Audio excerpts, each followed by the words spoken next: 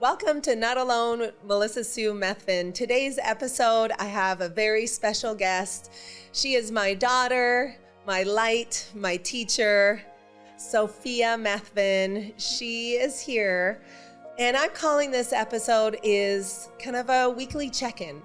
Oftentimes, as parents, we're so busy at work, with kids, sporting events. And what I found in my own healing is finding more stillness. It's okay to remove things out of my list to do. Oftentimes we feel that overwhelm, and then we're a little short with our kids. We don't have the patience. We're completely exhausted and depleted. So I've had to learn how to navigate that, being a single mom of two. And so what I found is having these check-ins and also being able to say, you know what? I messed up too. I mess up as a mother, as an adult, and apologizing to my kids saying, you know what? I didn't say that in a very nice tone, and I'm really sorry. Oh, I didn't control my emotions there, and this is not how I should have reacted. And this has been really positive, and I don't do it all the time, but I'm still working on it. So this is kind of a check-in with my daughter, a communication, opening up that space that is so important with the relationship with your kids. Because I find the more that I spend time, for me, I wake up early, at least an hour before my children do, so that I can sit in prayer. For me, I sit with God.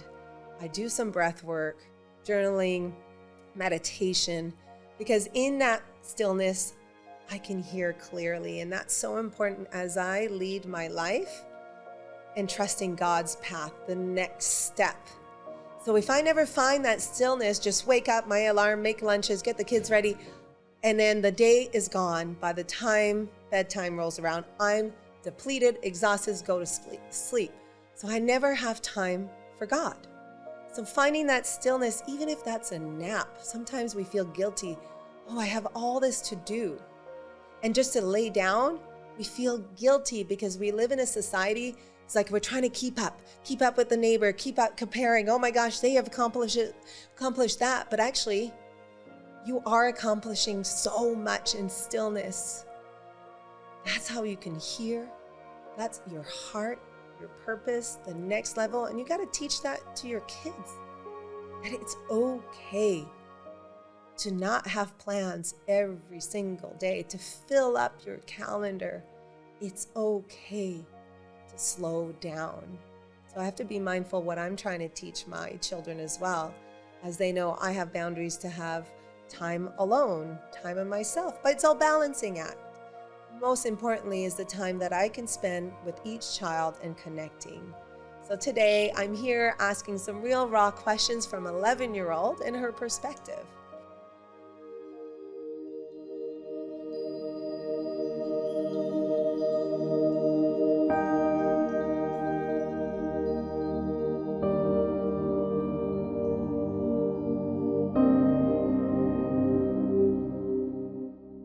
So welcome, Sophia. Thank you. Yeah, I'm so honored. And I know for you, communication, you're such a great communicator, and that's a great outlet. So today, I'd love to just connect with you and check in. Yes. Check in on, as a mom, with their daughter. How can I be there for you? Like, what's the best way you feel loved by me?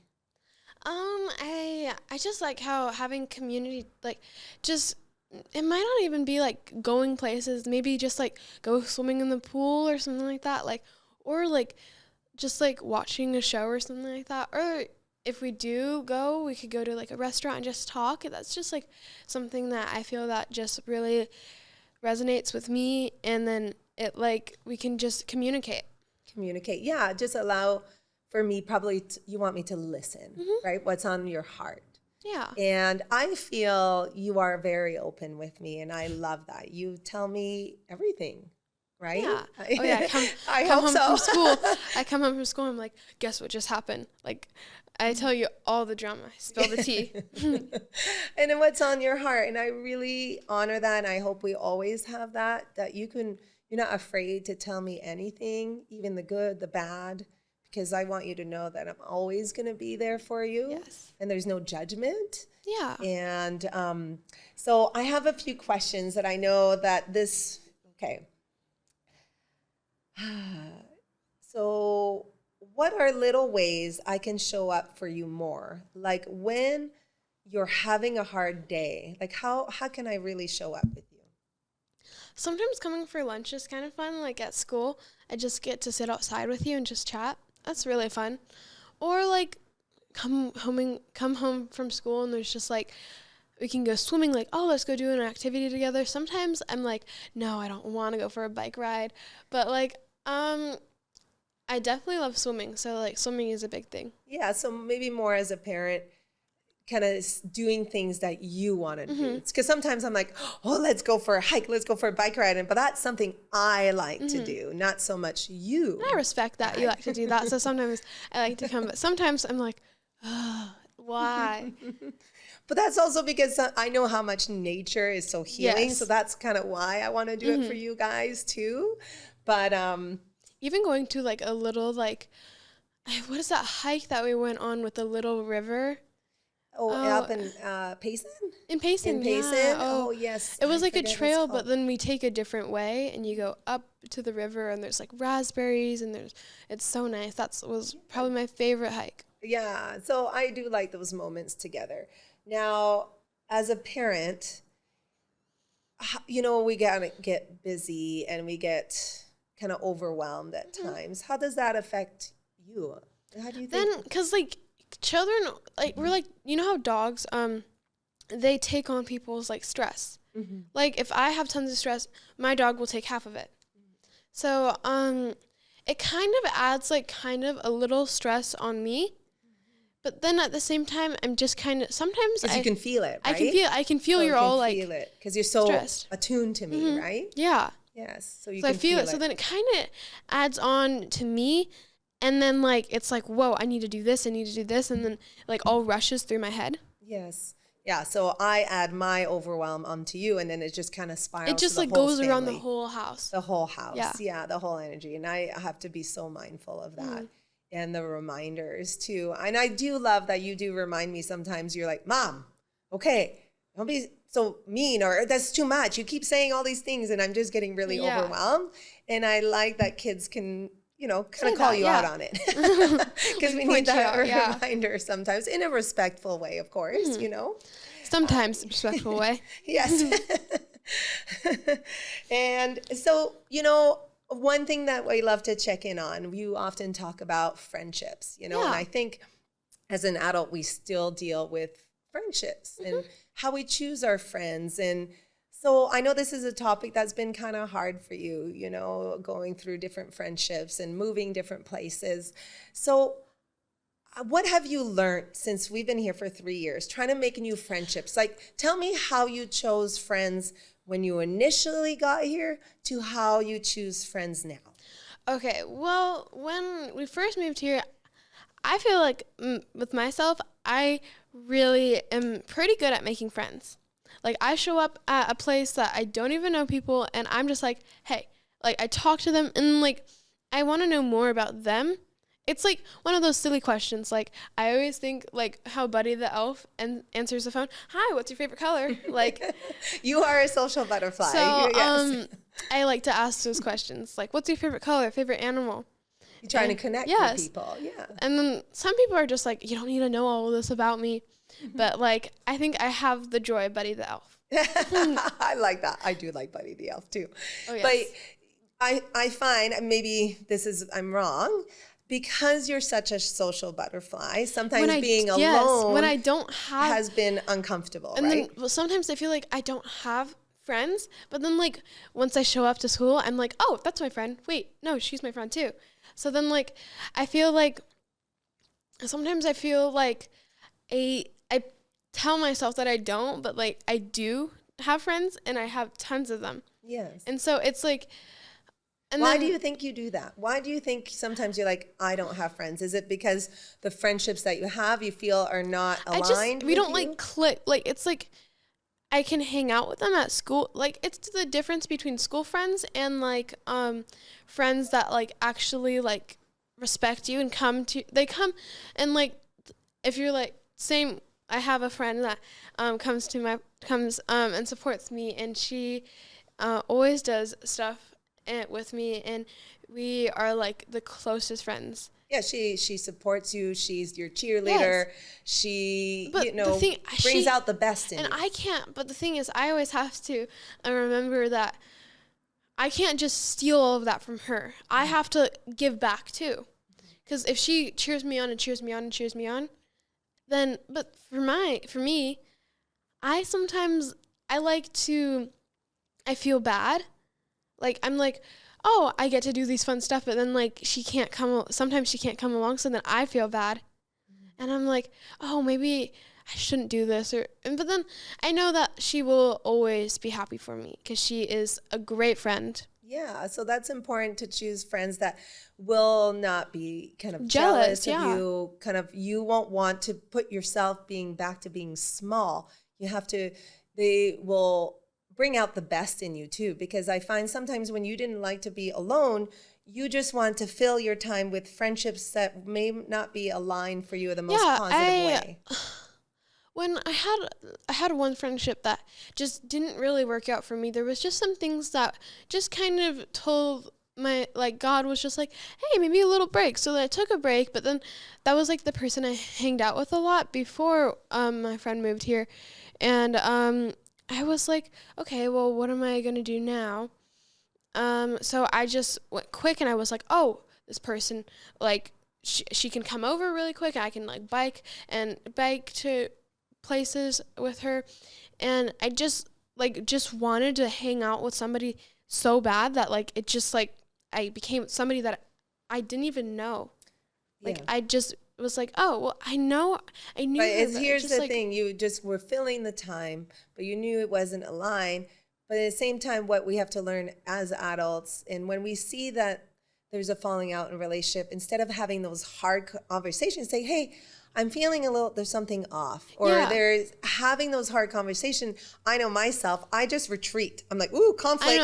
I kind of retreat. I'm like, I just won't text, I won't call. like just And like kind leave of them was alone. call and leave the whole relationship, Yeah. but that's not the know. right way to go about it. Yeah, so God wants us to communicate, shine them love. And oftentimes it's hard to sit and have those conversations because you think it's going to hurt them. But you have to understand it's your boundaries. Like, if they keep passing your boundaries, you have to have a point that you're just saying, hey, but you can't just get mad at them for doing it, because they don't even know what they're doing is wrong. Mm-hmm. Even if you think they do, they might not. So you have to go to them and say, hey, I don't really like what you're doing, and explain to them what that is. And if it doesn't work, you just have to tell them, hey, like, it just doesn't align with me. So I just want a little break, like just like 2 weeks or something like that.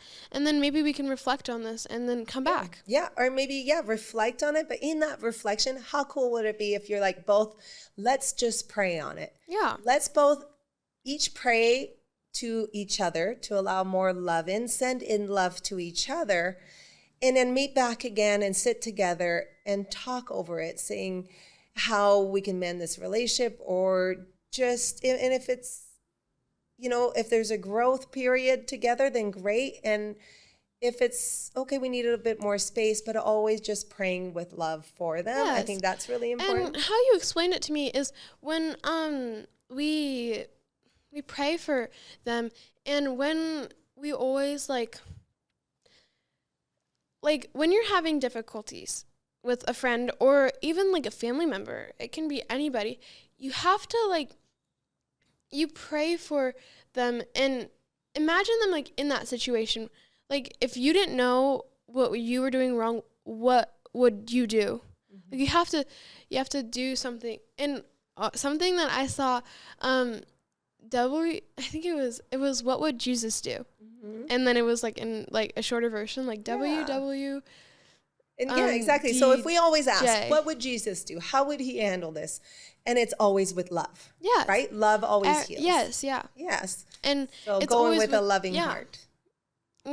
So I think that's just one thing that you need, that people normally don't do. They just want to ghost them and just say like, hey, I just don't like this. Like, they won't even like talk to them and just say, we're not friends anymore. Like, yeah. And do you find sometimes the conflict probably happens with our own expectations of our friend? Because then, right? We might say like, okay, I want her to do this and this and this, but then that's not them. You have to make sure that they know that you want them to know that you always want to be their friend, and that you want to hold on to that friendship and never let it go. And that you will respect them, and you will have friendship with them, and that you can just like talk to them about anything, and that you can be like open. Yes. And I think communication, sending them love, and I love the thing, like every kid should do this. What would Jesus do? Right? So lead more with that. Okay. Yeah. So since we're talking about God, okay, when you pray, what do you usually talk to God about? Probably about like just like on my daily prayer, like just to give me protection and forgiveness.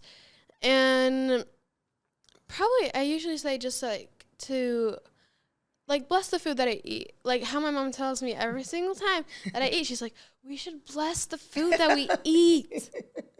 Like she's in the kitchen. Yes, it's important to bless like, our food, because he brings in light, and thank God that we have this beautiful food. Just like yesterday, I was eating my mac and cheese very peacefully with my friend, and she goes, bless the food, wait, bless the food. And I'm like, okay, Mom, I already took a bite. It's good, okay? And also, I've been trying to incorporate a new kind of start of the morning. You know, I like to start TV nutrition. in the morning. I don't like, TV, tablet, because we're on break right now. So for me, I like my spiritual practice, at least an hour in the morning is so important. And so it is for my kids too. So now I've asked them just to get up, and first thing they do, open the Bible, whatever page is calling them, and read a verse. Bringing God, or they can just sit in prayer, or just sit outside. Just like some things that we do at my school, like we used to do it in like 4th grade, and we did some of it in 5th grade, but memorizing verses, that's what we used to do. Well, what was your favorite one? You said it in the car on the way here. Okay, so my favorite verse is Matthew 5:16. It says, Jesus tells his followers, in the same way, let your light shine before others, that they may see your good deeds and glorify the Father in heaven. Yeah, I like that, because I always think about you, Sophia, and a lot of people. You are such a light, and I feel you are such a giver and giver and giver. How I got that verse is very fun, because my teacher in 5th grade, she was like the best teacher ever. But I have a lot of my favorite teachers. I have one in Alaska, and she was like the best teacher. And then I have my 4th grade teacher and my 5th grade teacher. But my 5th grade teacher, she had bees all over the room, yellow, and it was very happy. And she had this this on her wall. She had it said Matthew 5:16. It said, "Let your light shine." And we would listen to this one song, "Let your light shine," or like "Light Shine Bright" or something like that. Yeah, it was "Light Shine Bright," and it was one thing. It would confused me for a little bit. It said like we should make this third rock glow, but she told us about it at the end of the year, which means the third rock is Earth, the third like planet, and we want to make it shine with God's glory and God's light. And so and we want to be the salt because if ever you want to be the salt in the earth, the different like person, because let's just say everyone's like the same, just all sugar, but then you want to be that one speck of salt that can change the whole thing, just to like spread it around. Spread around, shine your light. And add a little more taste to the food. I like that, and you definitely are, and you are such a light. But what do I say also to you? Because remember, you called me. I was gone for a week, and you were having a really hard time. And so we talked, and I think you give and give and give and give, and sometimes you just need a little break. You have to, well, you give back to yourself. Yeah, parents just sometimes for school. I understand some kids are like, "There's a test today. We have to fake like we're sick. Like, come on, like I'm sick." But I think if you can actually tell that they're not feeling that great, you just have to say like, "Okay, let's just take a break, and today we can just like." Let's do stuff that you want to do. Mental health day because like you were really kind of needed to fill up your own bucket. So I asked you, what brings you joy? Like what would fill you? And you said coloring. There was coloring. I went swimming that day. Swimming, yeah, water is really healing for you. And I went shopping, of course. Oh yeah, that's very healing. And I went to the coffee shop with my grandma. Yeah, some and bonding. Food is always the best thing. Yes. So I think it's important sometimes to have these mental health days as a child, as an adult, because when we give and give from an empty bucket, we're just so depleted, and then you're kind of dysregulated. You know, you're feeling so emotional. And then you go to school and you're not ready. Oh, yes, that's right. Yeah. Okay. So, what does trusting God mean to you as an 11-year-old? Well, just to know that God is just always with me and he will protect me.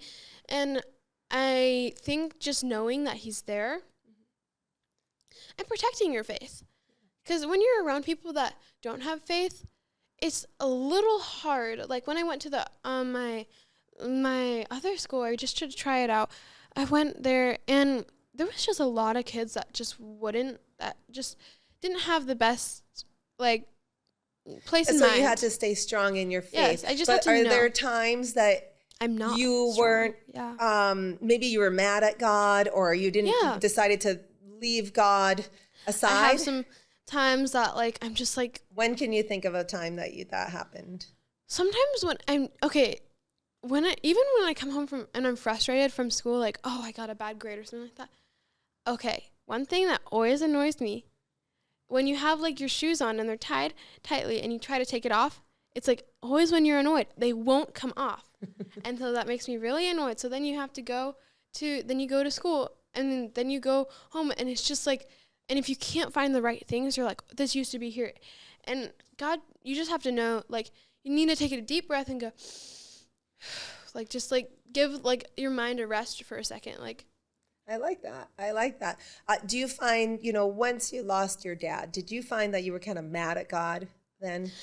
I felt like I was mad at God, but then like I was mad at God, but like after a little bit, I felt more like I could release like all of that and just like instead of like mad, I could like climb the rope like to him, like I need help, God, help me. Yeah, to protect you through those hard times. Yeah, and I give a faith, and because it's for so many when they have such a loss. It's like what I was saying in the car.